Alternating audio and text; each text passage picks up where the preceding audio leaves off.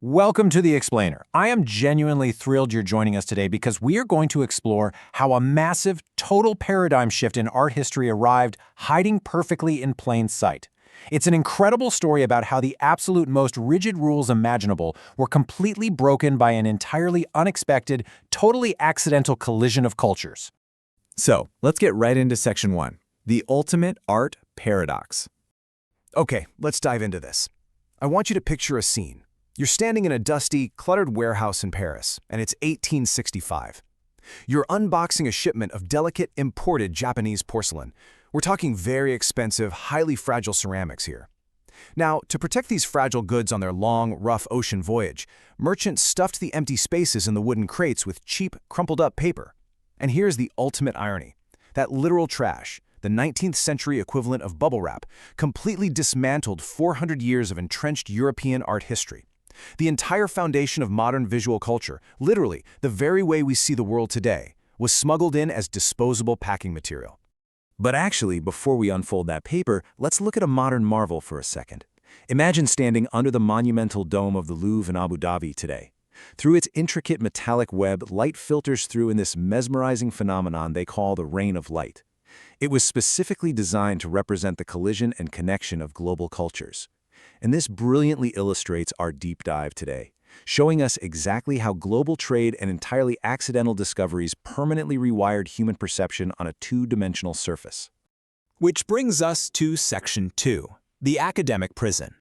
To really appreciate the explosion that's about to happen, we first have to examine the pressure cooker. And by that, I mean the incredibly rigid world of the 19th century European Academy. See, they didn't just teach art, they dictated it.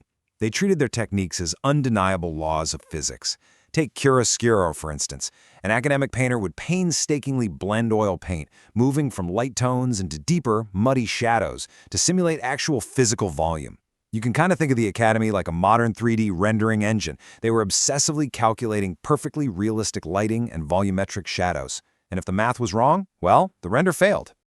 The Academy had one ultimate goal, and that was permanence. They desperately wanted to anchor reality through strict mathematical perspective, essentially freezing these grand historical and mythological subjects in time forever. And this wasn't just a friendly suggestion, by the way. If you refused to muddy your shadows or you just ignored the vanishing points, you weren't just showing a different, quirky style. You were considered fundamentally, objectively incorrect. You were literally just doing it wrong. Now, let's jump over to Section 3, the floating world. So let's direct our attention to the complete other side of the globe. Over in Japan, during the Edo period, an entirely different visual ecosystem was thriving, utterly isolated from the heavy, mathematical permanence of Europe. This visual ecosystem was defined by Ukiyo-e, and honestly, the translation alone is pure poetry. Pictures of the floating world. This style was the exact polar opposite of the Academy. Instead of freezing Roman gods in heavy stone, Ukiyo-e explicitly celebrated the fleeting, everyday pleasures of urban life. Bustling theater scenes, passing rainstorms, vibrant little snapshots of the streets. Now, what's really interesting about this slide is the stark contrast between these two worlds. The European tradition wanted to permanently anchor reality, right? While Ukiyo-e completely embraced the temporary. When you think about it, experiencing the floating world is essentially what we do right now when we scroll through our phones. We're looking at vibrant, inherently temporary moments. A friend's dinner, a rainy city corner, a quick video. Stuff that's meant to be experienced just in passing. But of course, this brings up a massive logistical wall. How in the world does the philosophy of the floating world actually breach the fortified, unyielding walls of Paris?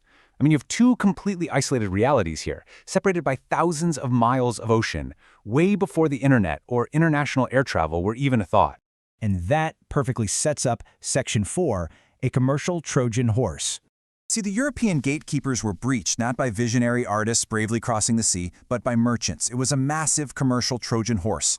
The real transmission mechanism here was simply commerce. Through the massive world expos of the mid-19th century, European markets were suddenly and violently flooded with Japanese culture.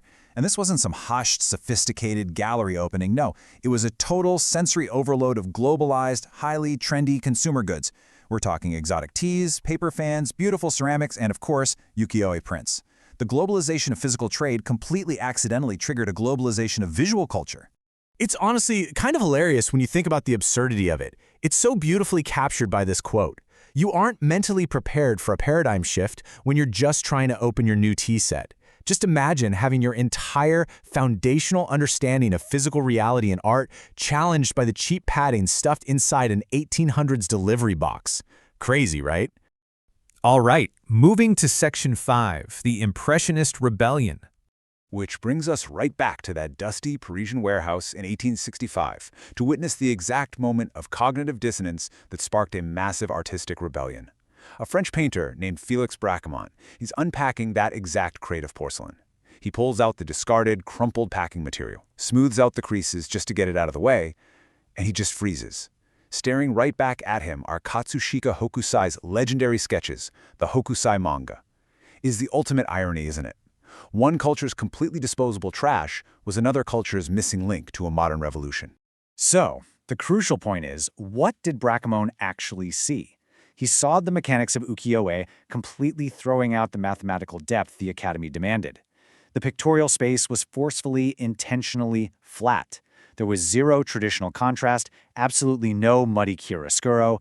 To compensate for that lack of volumetric depth, the artist used searing, unmodulated blocks of pure color.